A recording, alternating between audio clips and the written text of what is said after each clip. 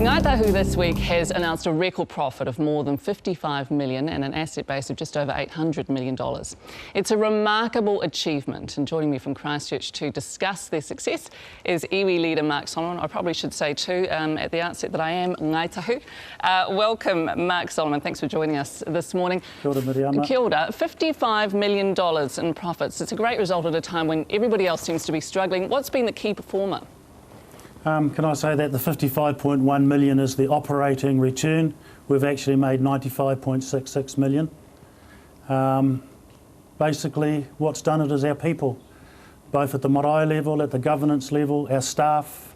They dedicate themselves 150% to their job in Ngāi Tahu, and it's because of them that we've had an excellent return. I understand that. What would be the key performer though? Is it property? Is it fisheries?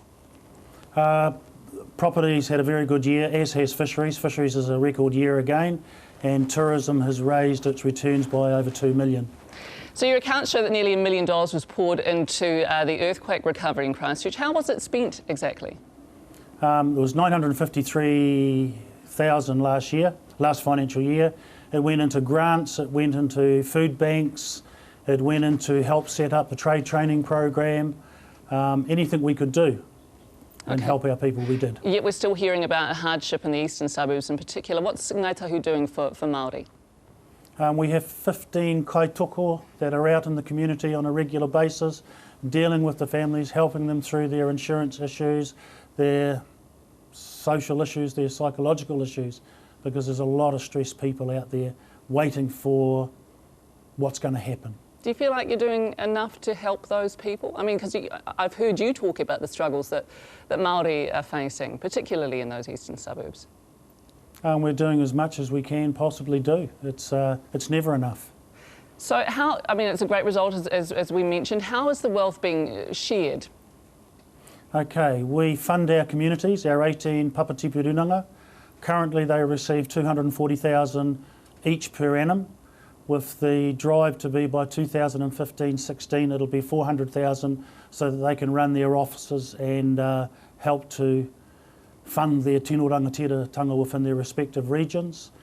We have given out 981 scholarships and tertiary grants this year, 350 places in after-school tuition. In the reo, we fund anyone at an intermediate and senior level in the reo up to $5,000 a year. We've had 20 people through some of the top language courses in the country. So, I mean, a lot of good things are going on, but there is always that criticism, isn't there, that it's just not reaching the grassroots?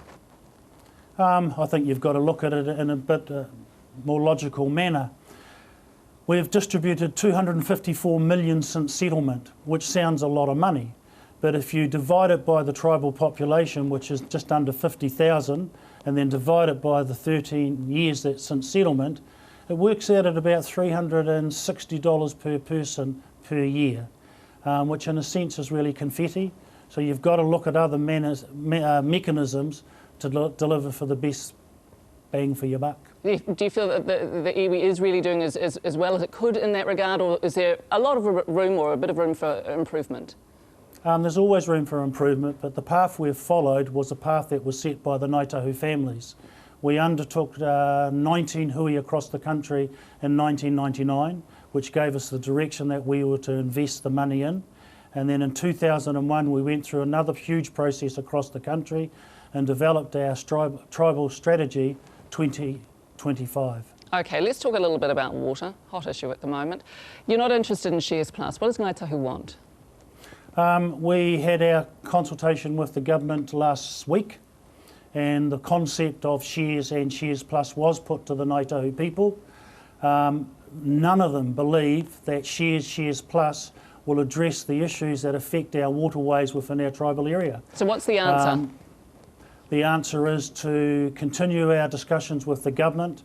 We want input into the way our river systems are managed. We want input into the limit setting for minimum flow regimes, environmental flow regimes. We want input into the quality of the river system So what you're saying is it's not all about money, it's about maintaining waterways and water resources, I guess. How do you think the government has managed this water issue? The government has had the Land and Water Forum process running now for about 3 years. The final report comes into the government in about 2 months. Have they managed it well? Yes. And the yes, idea, I think we do. The idea the Mardi Council has to act for all Māori is not an ideal one in your view. Why not? Well, number one, the Mardi Council has never spoken to Ngāi Tahu. Ngāi Tahu does not give its voice to any other organisation. We will speak on our own behalf. And why is that? Our legislation states that we have to. The legislation of our structure, but we don't give our voice to anyone to speak on our behalf. We do not want to go to court. We think it is a far better process to enter into dialogue with the government and come out to a negotiated result. How concerned are you that a collectivised approach might be, I guess, forced on Ngāi Tahu? Can't see how it will be forced on us. Every tribe has the right of its own tino rangatiratanga. I'm very supportive of the concept of kotahitanga. I'm one of the founders of the Iwi Chairs Forum just along that path. But when you talk about kotahitanga working together, it's done through relationships, trust, and you just don't slam it on somebody and say, oh, we're now representing you. Okay, so we have to wind up very soon. I'm just curious, your reaction, with all that in mind, your reaction to the accusations being levelled at Ngāi Tahu that the iwi is being greedy.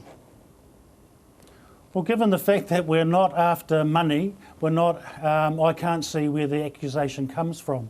And given the fact that Ngāi Tahu has willingly worked with all iwi for the last 7 years, again, I can't see where the greedy issue comes from. So your response to those accusations is, to the people who would level that accusation? I don't accept their accusation. And we'll have to leave it there. Thank you very much for your time. That's Mark Soloman there. Thank you, Miriama.